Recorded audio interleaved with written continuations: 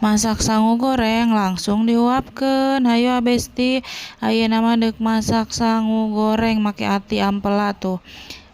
Tong poho dibumbuan ieu teh nya make bawang beureum, bawang bodas, cengek sing loba, make kunyit we saeutik Besti meh tong bau amis soalna ieu teh aya atian.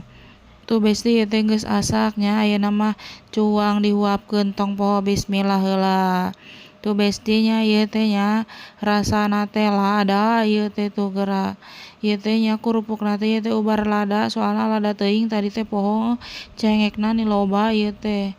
Oke teh ieu teh karasa panas ieu teh beuteungna Besti soalna lada pisan. Tuh Besti ieu teh tingali am deui tuh. Teu karasa nya Besti heueuh ieu teh sapiring metung tingali baresih. Tuh geura Besti hayu tingali geus ieu mah tinggal minum we tong poho heueuh. Hayu Besti nuhun tos nongton videona.